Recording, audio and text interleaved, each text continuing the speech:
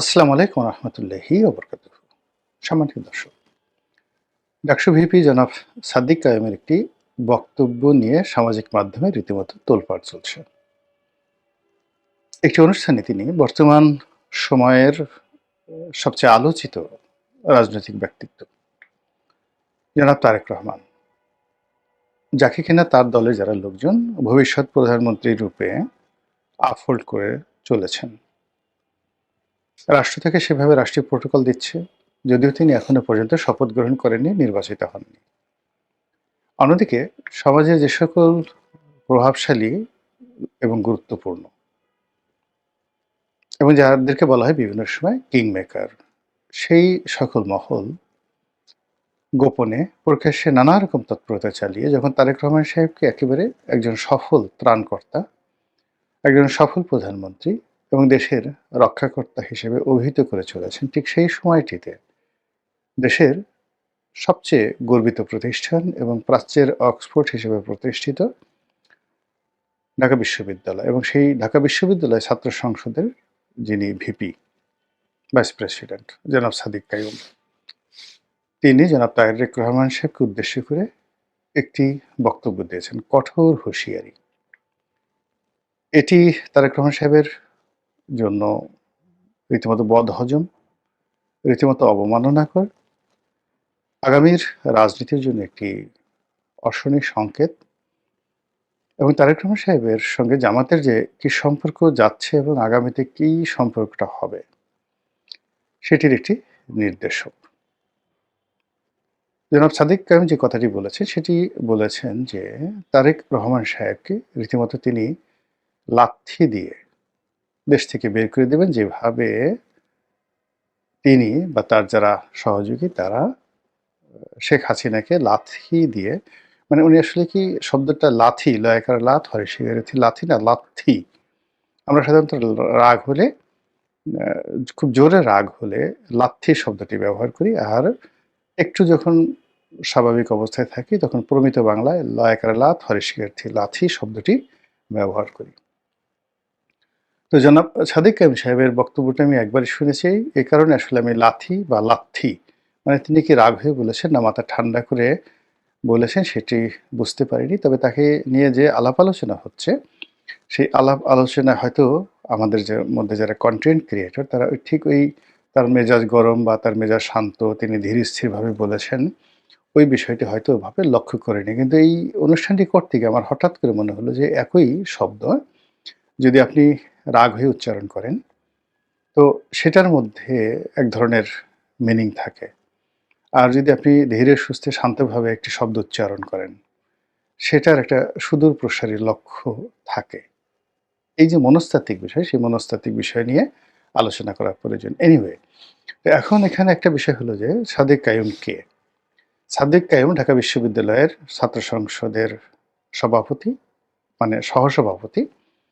আর এই মুহূর্তে সারা বাংলাদেশের ছাত্র প্রতিনিধিদের মধ্যে সবচাইতে গুরুত্বপূর্ণ, সবচেয়ে আকর্ষণীয় এবং সবচাইতে যেটিকে বলা হয় কৌশলগত কারণে আ ক্ষমতাধর যে পদটি রয়েছে, সেই পদটি জনাব সাদিক কাইয়ুমের দখলে।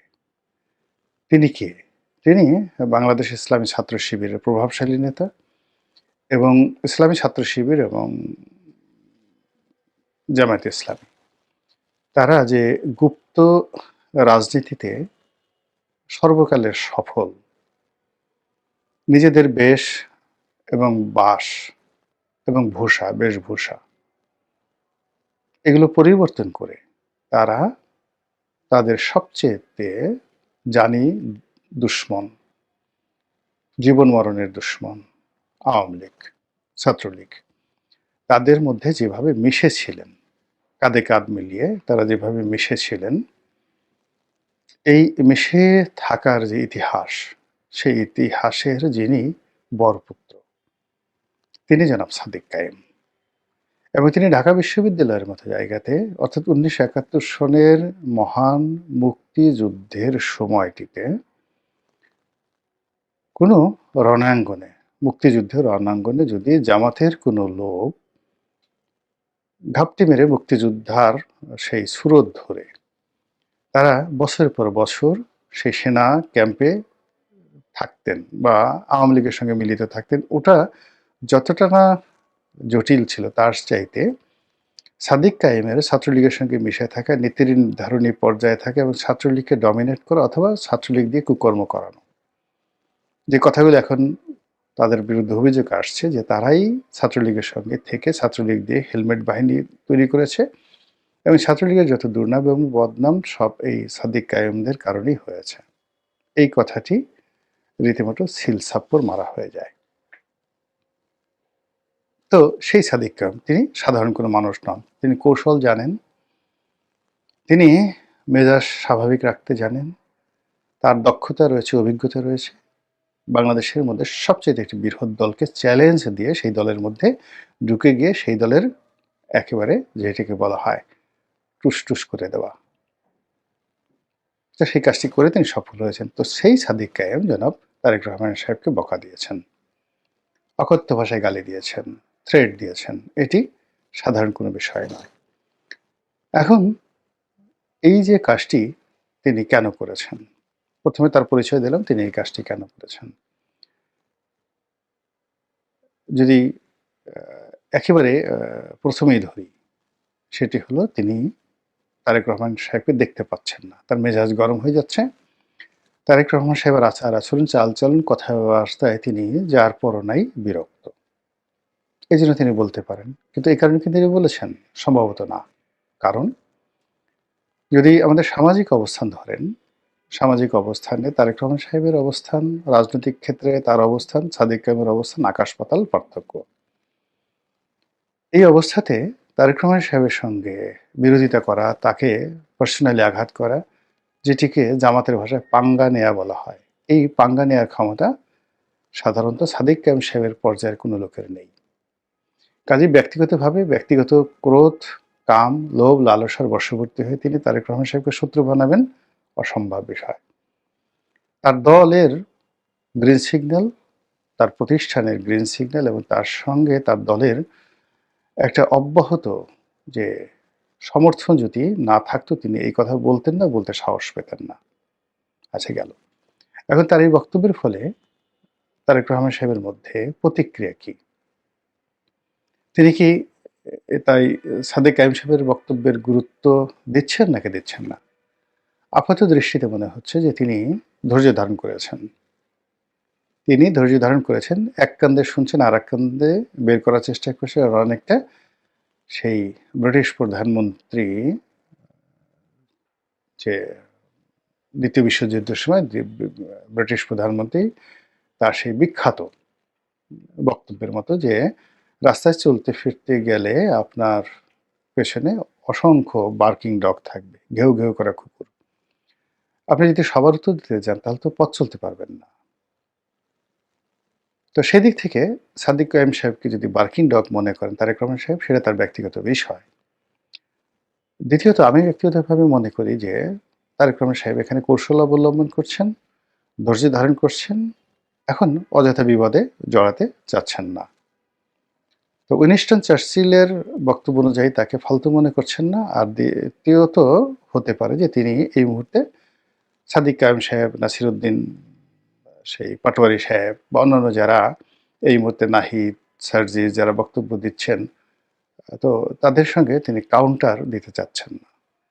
তিনি মনে করছেন যেভাবে হোক এই নির্বাচনী বৈতরণী পার হয়ে যাক, পার হওয়ার পরে যখন সময় আসবে সে অনুযায়ী অবস্থা বেঁচে ব্যবস্থা নেওয়া যাবে। এটি হতে পারে। এখন তার এই কর্মটি কি সঠিক? আমার দৃষ্টিতে সঠিক নয়। কোনো ক্ষেত্রেই সঠিক নয়। প্রথমত যদি উইনস্টন চার্চিলের মতো তিনি তাকে কেবল বার্কিং ডগ মনে করেন, নট লাইক দ্যাট। আমি তার যে পরিচয় বললাম এই ভিডিওর শুরুতে, তিনি এই মুহূর্তে রাজনীতিতে খুবই কৌশলগত গুরুত্বপূর্ণ অবস্থানে আছেন। ঢাকা বিশ্ববিদ্যালয়ে তিনি পড়াশোনা করেছেন, চান্স পেয়েছেন। কাজেই তার মেধা, যোগ্যতা, বুদ্ধি, শুদ্ধি কোনো অবস্থাতেই তারেক রহমান সাহেবের চেয়ে কম নয়। সুযোগের কারণে তারেক রহমান সাহেব আজ এখানে আছেন, সাদিক কায়েম ভবিষ্যতে হবেন না সেটা বলা যায় না। কাজেই তিনি বার্কিং ডগ নন। দ্বিতীয়ত জনাব সাদিক কায়েমের অবস্থান থেকে যখন এরকম একটা কথা বলা হয়, সেটাকে তিনি অ্যাভয়েড করেন কিনা বা তার দল অ্যাভয়েড করেন কিনা, পাত্তা দেন কিনা, এটা আমার কাছে মনে হচ্ছে যে এখানে ধৈর্য ধারণ করা, পাত্তা না দেওয়া, এভয়েড করা এটি বিএনপির একটা নির্বুদ্ধিতা। অন্তত মাইল্ড ওয়েতে উনার সেই বক্তব্যে রাজনৈতিক প্রত্যুত্তর দেওয়া, বাবা শোনা বলে যে না এভাবে বড়দের সম্পর্কে কথা বলে না, অথবা কার্যকরী প্রতিক্রিয়া দেখানো। আর সেটা যদি না দেখানো হয়, এই যে সাদিক কাবি সাহেব যে বলা শুরু করলেন নির্বাচন আর হয়তো আর 10 দিন আছে, এই 10 দিনের মধ্যে এরকম হাজার হাজার লক্ষ লক্ষ সাদেক কায়ুমের মুখ দিয়ে যখন তারেক রহমান সাহেবের বিরুদ্ধে নানা নেতিবাচক কথা বলা হবে এবং তাকে গুরুত্বহীন বানিয়ে ফেলা হবে, তাকে আবার 1, 2, 3, 4 পর্যায়ে নামানো হবে, আবার তাকে টিনের চালা কওয়ার পর্যায়ে নামিয়ে নেওয়া হবে, এবং এটা তারেক রহমান সাহেবের জন্য ভীষণ রকম বিপত্তিকর হবে। এই কারণ হলো যে রাজনৈতিকভাবে যে বড় বড় মানুষগুলো, তার প্রধান শক্তি হলো তার সম্ভ্রম, তার মর্যাদা, এবং একই সঙ্গে তার সম্পর্কে লোকজনের ভয় ভীতি থাকতে হবে। He must have a military পাওয়ার।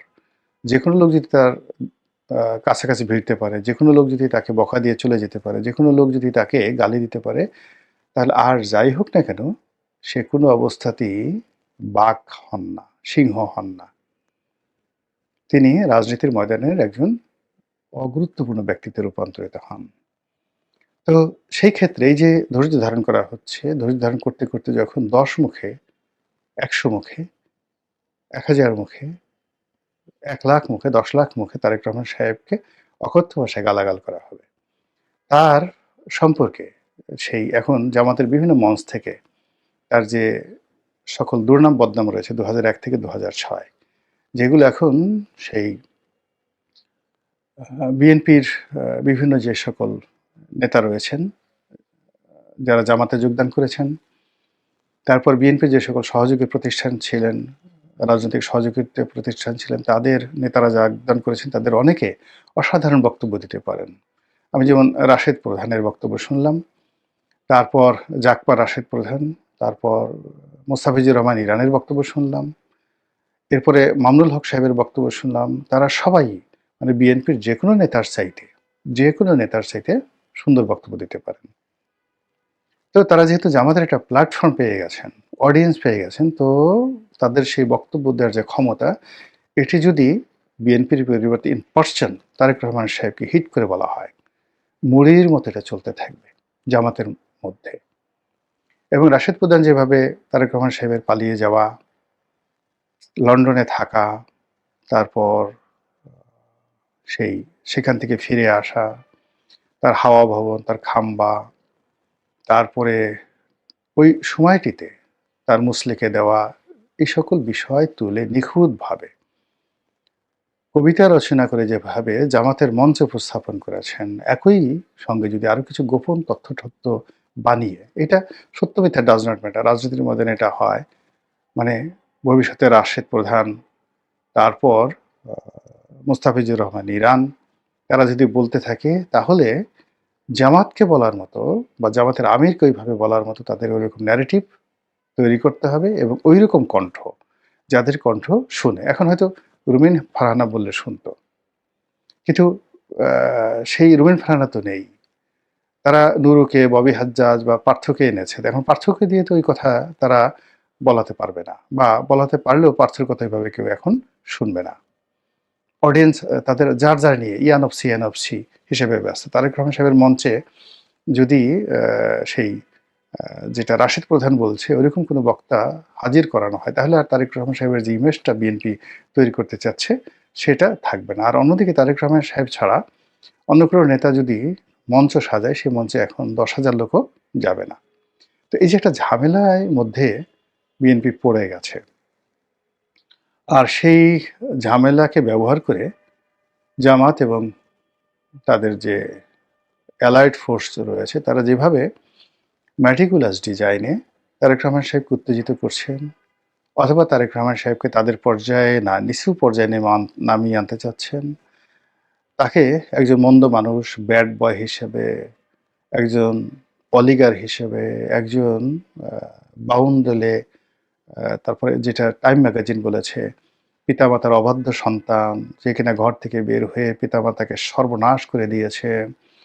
তো তো সেই আ যে বাইবেলিক শব্দ, সেই বাইবেলিক শব্দটি প্রয়োগ করে টাইম যেভাবে তাকে খোঁচা দেওয়ার চেষ্টা করেছে, সেভাবে জামাত যদি এখন খালি ওই যে ওই শব্দগুলো, ওই শব্দের অর্থগুলোতে তারা শুধু বর্ণনা করতে থাকে, যেটা সাদেক কায়েমকে দিয়ে শুরু হলো। তাহলে বিএনপি সেটা কিভাবে মোকাবেলা করবে সেটাই দেখার বিষয়। মহান আল্লাহ আমাদের সবাইকে হেদায়েত দান করুন, হেফাজত করুন। আসসালামু আলাইকুম ওয়া রাহমাতুল্লাহি ওয়া বারাকাতুহু।